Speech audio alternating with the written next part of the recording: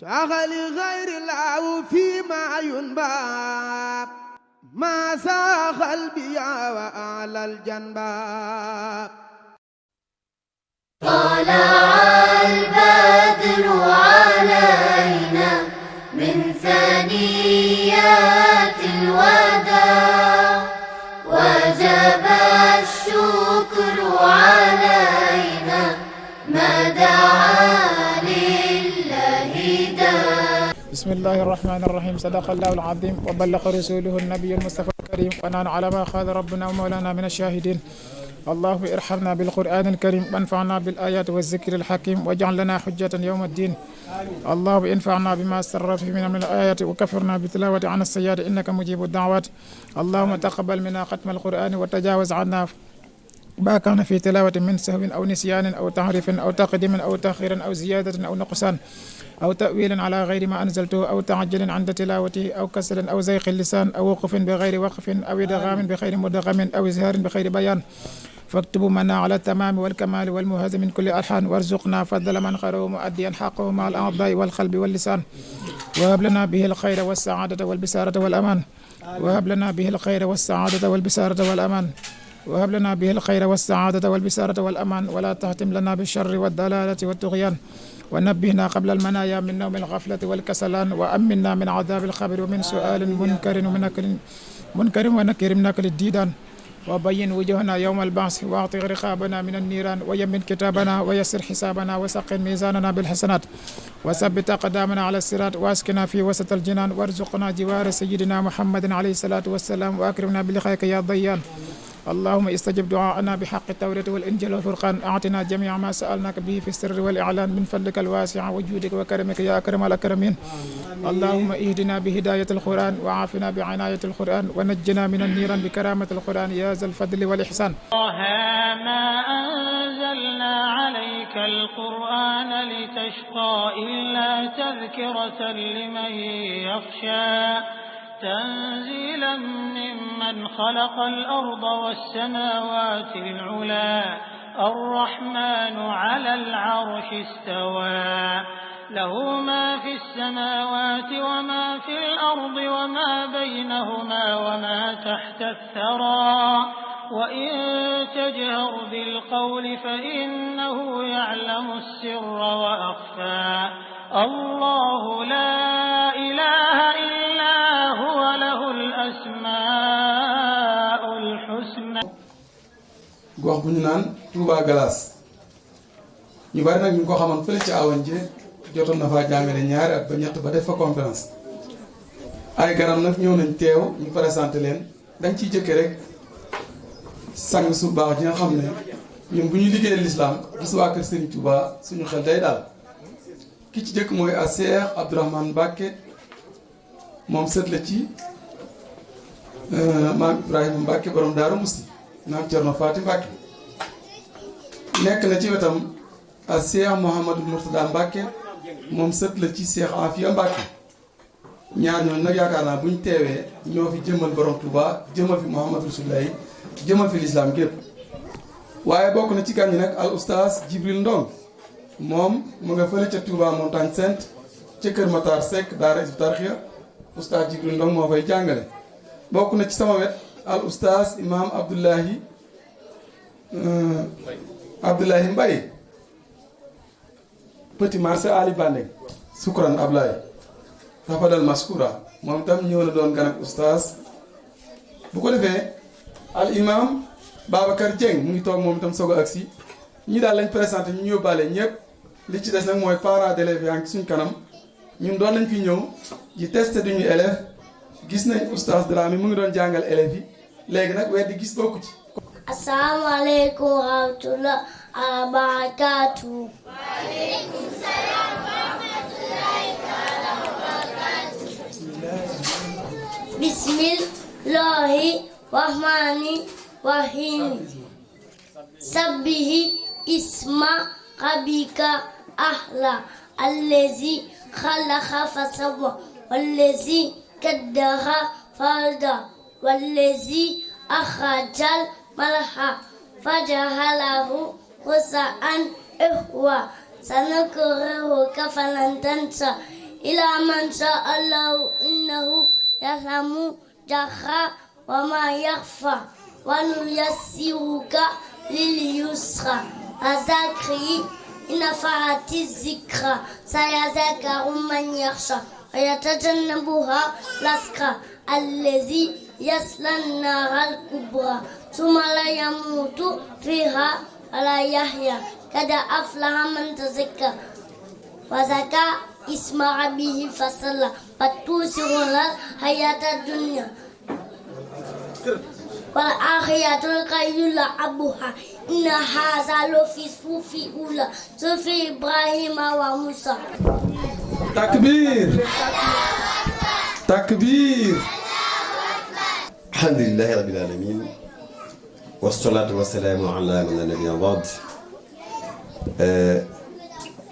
Nous saluons la famille de Cheikh Ahmadou Bamba Mbacké ici présente, l'ensemble du corps professoral du Coran, surtout des prédicateurs, des grands chefs qui sont là, qui n'ont jamais cessé de nous rappeler la parole d'Allah subhanahu wa ta'ala. Le Coran est la meilleure parole. Si nous voyons qu'il y a des enfants à qui on a donné la possibilité de s'instruire de la parole d'Allah subhanahu wa ta'ala, de la meilleure parole, nous ne pouvons que nous en réjouir. Il est 1000 fois meilleur d'enseigner les enfants de ce qui va les servir dans l'au-delà et même dans ce bas monde que de les laisser traîner dans les rues. C'est pourquoi le courage et l'option choisie par les parents doivent être également salués. Chers parents, continuez comme ça et on ne sera pas très long. Peut-être,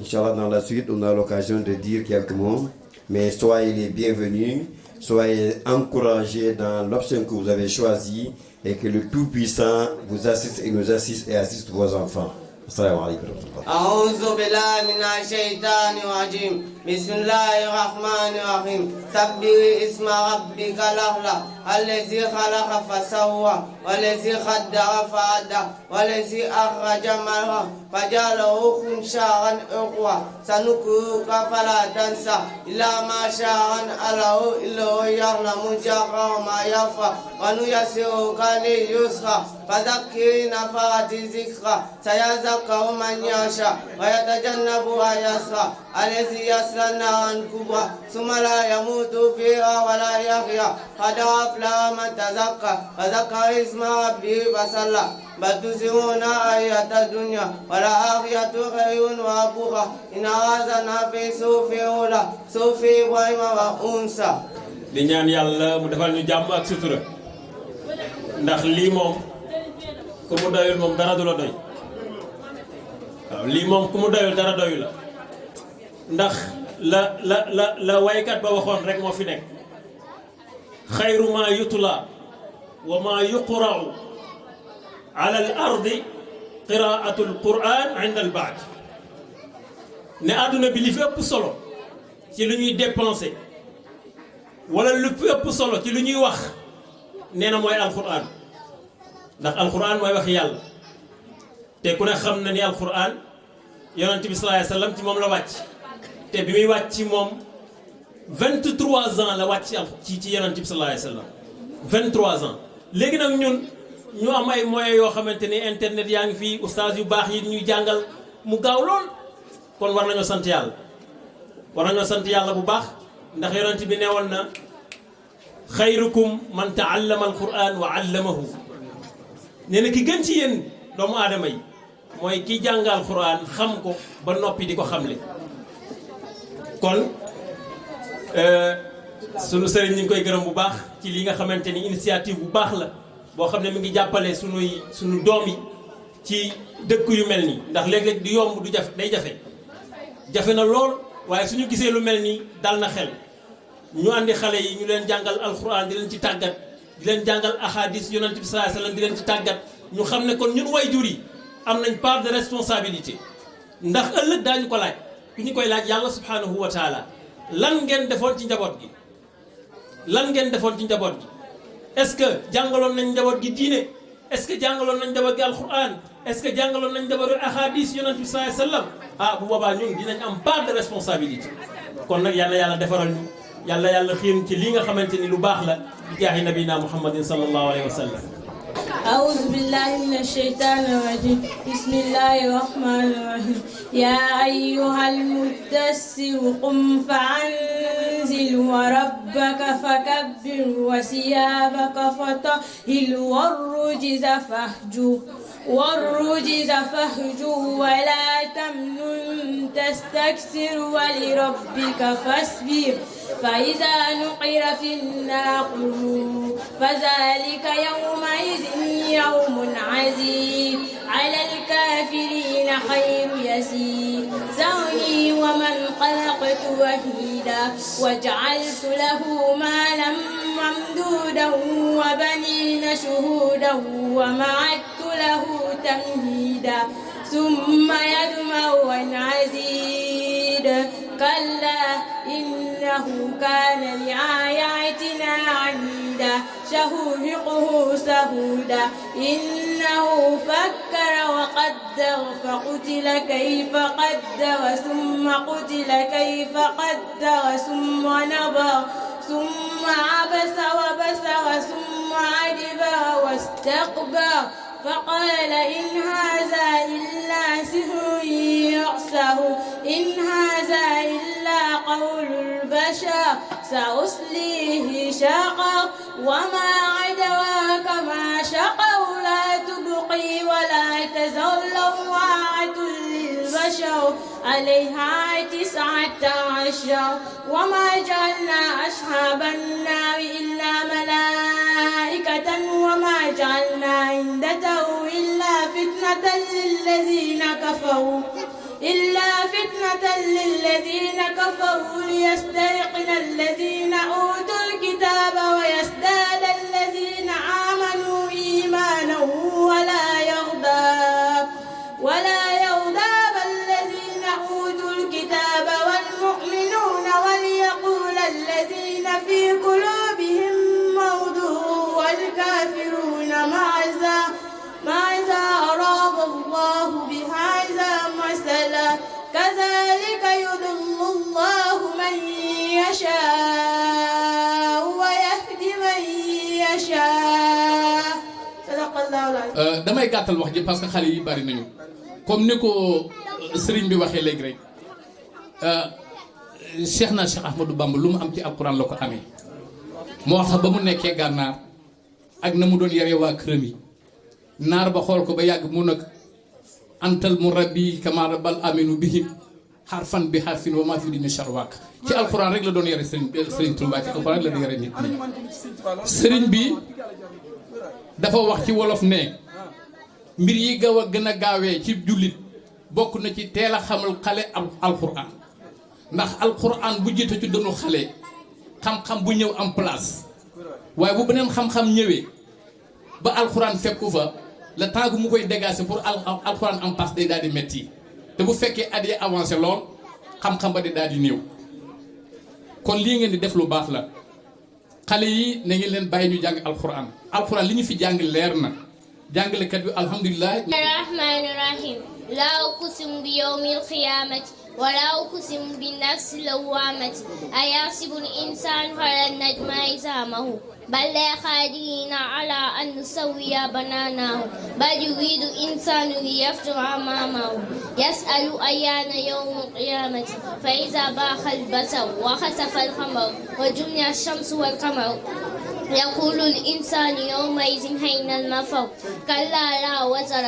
إلى ربك يومئذ مستقر ينبأ الإنسان يومئذ بما قدم وأخر بل الإنسان على نفسه بصيرة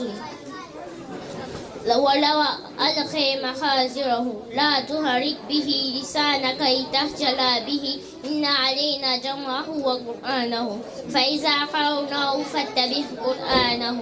بسم الله الرحمن الرحيم قل أوحي إلي أنه استمع نفر من الجن فقالوا إن سمعنا قرآنا عجبا يهدي إلى الرشد فآمنا به ولم نشرك بربنا أحدا وإنه تعالى جد ربنا ما اتخذ صاحبة ولا ولدا وإنه كان رجال من الإنس يحوزون برجال من الجن فزادوهم رهقا وإنهم ظنوا كما ظننتم أن لم يبعث الله أحدا وإن لمسنا سماء فوجدناه ملئا شديدا وشهبا وإن كنا نقعد منها مقاعد للسمع فمن يستمع لنا يجد له سراجا حسدا وإن لندري أسه أريد بما في الأرض أم أراد بهم ربه حسدا وإن من الصالحون ومن الجن ذلك كنا طرائق قددا وإن ظننا أن لم نختزل في الأرض ولنختزه خابا وإن لما سمعنا الهدى آمن به فمن يؤمن بربه فلا يخاف بأسا ولا رهقا. تكبير. صدق الله العظيم. On a la première du temps. بسم الله الرحمن الرحيم. إذا زلزلت الأرض زلزالها وأخرجت الأرض أثقالها وقال الإنسان ما لها يومئذ تحدث أخبارها بأن ربك أوحى لها يومئذ يصدر الناس أشتاتا ليروا أعمالهم فمن يعمل مثقال ذرة خيرا يره ومن يعمل مثقال ذرة شرا يره. أعوذ بالله من الشيطان الرجيم. بسم الله الرحمن الرحيم. هل أتاك حديث خاسرة وجوه يومئذ خاسرة آمنة ناصبة تصلى نارا آمية تسقى من عين آنية ليس لهم طعام إلا من ضريع لا يسمن ولا يغني من جوع وجوه يومئذ ناعمة لسخرها غالية في جنة غالية لا تسمع فيها لاغية فيها عين جارية فيها سوق مرفوعة وأكواب موضوعة والنمارق مسفورة وزرابي مبثوثة أفلا ينظرون إلى الإبل كيف خلقت وإلى السماء كيف رفعت وإلى الجبال كيف نصبت وإلى الأرض كيف سطرت فذكر إنما أنت مذكر لست عليهم بمسيطر إلا من تولى وكفر فيعذبه الله عذابا الأكبر إنا إلينا إيابهم ثم إنا علينا حسابهم صدق الله العظيم. أعوذ بالله من الشيطان الرجيم. بسم الله الرحمن الرحيم. يسبح لله ما في السماوات وما في الأرض ملك القدوس عزيز الحكيم هو الذي بعث في الأميين رسولا منهم يتلو عليهم آياته ويزكيهم ويعلمهم الكتاب والحكمة وإن كانوا من قبل لفي ضلال مبين وآخرين منهم لما يلحق بهم وهو العزيز الحكيم ذلك فضل الله يؤتيه من يشاء والله ذو الفضل العظيم مثل الذين حملوا التوراة ثم لم يحملوها كمثل الحمار يحمل أسفارا بئس مثل القوم الذين كذبوا بآيات الله والله لا يهدي قوم الظالمين قل يا أيها الذين هادوا إن زعمتم أنكم أولياء لله من دون الناس فتمنوا الموت إن كنتم صادقين ولا يتمنونه أبدا بما قدمت أيديهم والله عليم بالظالمين قل إن الموت الذي تفرون منه فإنه ملاقيكم ثم تردون إلى عالم الغيب والشهادة وينبئكم بما كنتم تعملون. Au fait, sallallahu alayhi wa sallam a dit, celui auquel on a rendu un service et il dit à son bienfaiteur que Dieu t'en donne une bonne récompense, il l'a suffisamment remercié. Rapporté par Al-Tirmidhi. أعوذ بالله من الشيطان الرجيم. بسم الله الرحمن الرحيم. قل أوحي إلي أنه استمع نفر من الجن فقالوا إنا سمعنا القرآن عجبا يهدي إلى الرشد فآمنا به ولن نشرك بربنا أحدا وإنه تعالى جد ربنا ما اتخذ صاحبة ولا ولدا وإنه كان يقول سفيهنا على شتتا وإنا ظننا أن تقول الإنس والجن على الله كذبا وإنه كان رجال يغزون به جن الجن فزادوهم رهقا وإنه ظن كما ظننتم أن لن يبعث له أحدا وإنا لمسنا السماء فوجدناها مليت حرسا شديدا وشوبا وإنا منا نقعد منها مساجدا فمن يستعمل لنا يجد شهابا حسدا وإنا لندري شر أريد من في الأرض أمرد بهم ربهم رشدا وإنا منا سالمون ومنا دون ذلك كنا طريقا كددا وإنا ظننا أن لن نعجز في الأرض ولن نعجزه خربا وإنا لما سمعنا الهدى آمنا به ومن يؤمن بربه فلا يخاف بأسا ولا هرقا وإنا منا مسلمون ومنا قاسطون فمن أسلم فأولئك تهاهم رشدا وأما القاسطون فكانوا لجهنم عتبا وأنه استقاموا على طريقة لأسفلنا أما خلقا. أعوذ بالله من الشيطان الرجيم. بسم الله الرحمن الرحيم.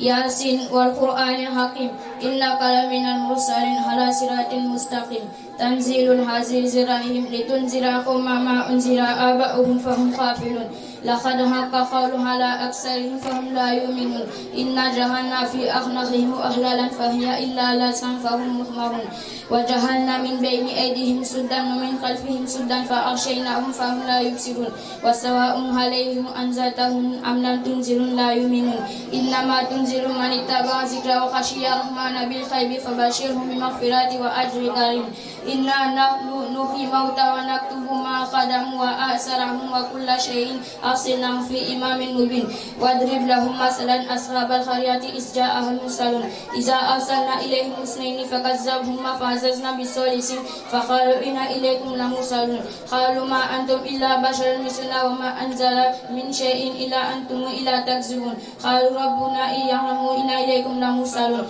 وما علينا إلا البلاغ المبين. صدق الله العظيم. أعوذ بالله من الشيطان الرجيم. بسم الله الرحمن الرحيم. ياسين والقرآن الحكيم إنك لمن المرسلين على صراط مستقيم تنزيل العزيز الرحيم لتنذر قوما ما أنذر آباؤهم فهم غافلون لقد حق القول على أكثرهم فهم لا يؤمنون إنا جعلنا في أعناقهم أغلالا فهي إلى الأذقان فهم مقمحون وجعلنا من بين أيديهم سدا ومن خلفهم سدا فأغشيناهم فهم لا يبصرون وسواء عليهم أأنذرتهم أم لم تنذرهم لا يؤمنون إنما تنذر من اتبع الذكر وخشي الرحمن بالغيب فبشره بمغفرة وأجر كريم إنا نحن نحيي الموتى ونكتب ما قدموا وآثارهم وكل شيء أحصيناه في إمام مبين وضرب لهم مثلا أصحاب القرية إذ جاءها المرسلون إذ أرسلنا إليهم اثنين فكذبوهما فعززنا بثالث فقالوا إنا إليكم مرسلون قالوا ما أنتم إلا بشر مثلنا وما أنزل الرحمن من شيء إن أنتم إلا تكذبون قالوا ربنا يعلم إنا إليكم لمرسلون وما علينا إلا البلاغ المبين. صدق الله العظيم. Ne vous préoccupez que de droiture et vertuez-vous à la recherche du savoir. Efforcez-vous d'assimiler et de réviser vos leçons. Fuyez les assemblées qui entraînent la perdition. Attachez-vous à quelqu'un qui ne cesse d'adorer son Seigneur afin qu'il vous guide dans sa voie droite. Quiconque se hâte dans sa jeunesse d'emprunter le droit chemin bénéficiera de la quiétude quand il sera grand. Celui qui compense ce qu'il a perdu dans la vanité et se consacre à vivifier le temps par un repentir sincère, se tournant résolument vers Dieu, atteindra la perfection. Attachez-vous à ces conseils que je vous prodigue. Vous aurez alors un bénéfice certain ici et dans le delà en compagnie des bienheureux. ndax man dama bokk ci parents yi nga xam ne bu ñu neenee yóbbu sa njaboot Sénégal boo leen wàccee Gabon dañuy yàqu man dama naan leen déedéet ndaxte dama ne ndimbal gi ñu suñu borom may ba ñu mën bu ñuy julli ni suñu doom yi jóg leen ni Allahu akbar ñi nekk Sénégal xarabuma leen de waaye yombu ci loolu mooy ne un message très fort aux parents ñu góorgóorlu waat ku yónneewul sa doom pour mu jàng alxuraan mu ñëw indi ko mu jàng alxuraan. auzu billahi mina shaytaani rajim bismillahi rahmani rahim wa sallallahu wa sallam ala man ursila rahmatan lil alamin sayyidina wa nabiyyina mawlana muhammad wa ala alihi wa sahabatihi al-fursan wa radiyallahu an shaykhina al-khadim shaykh duyuq xilbu rabbani tajirukum ala uhwa sayyid duyuqi muhammad ibn abdullah mbokki jullit yi mbokki taalibe yi ñu ngi leen di nuyu di leen ziyaara bu baax di jiital si nuyu ba ziyaara bi kilifa yi fi teew bi Cheikh Abdourahmane Mbacké ak Serigne Mouhamadou Moutada Mbacké ak Serigne Sidi Mbacké ñu ngi leen di ziyaara bu baax di am mbégte kontaante lool ci bés bi nga xamante ni bésu alxuraan la di bésu bu jéggal ndax Serigne Touba daa waxoon ci Masaalikul Jinaan na faay suma yu basmilu sabiyi fi maktabin yaktub la wala aaliyu wali walidayhi wali man yuallimu baraatan min naarihi faltaalam saa yu fi xele dalee baare ci daara ñu jéggal xele ba jéggal ñaari waajuram jéggal ko doon jàngal ci gën alafu baax boobu rek kon yàlla suñu borom sukkandiku si bés bi jéggal ñu suñu bàkkaar waaye mu law ci mboolem waa islam ak képp koo xamante ne am na yéene jàng diine yàlla suñu borom bi ñu ñaan Cheikh Moussa Dramé itam suñu borom defal ko suñu kawe njortam tey rafetlu mboolem teewaay bi taxawaay bi tey rafetlu itam jox te yéen Mayumba TV bi muy dox si biir réew mi ngir yaatal liggéeyu Cheikh Ahmadou Bamba waaye yaatal l'islam asalaamaaleykum wa rahmatullahi taala wa barakatu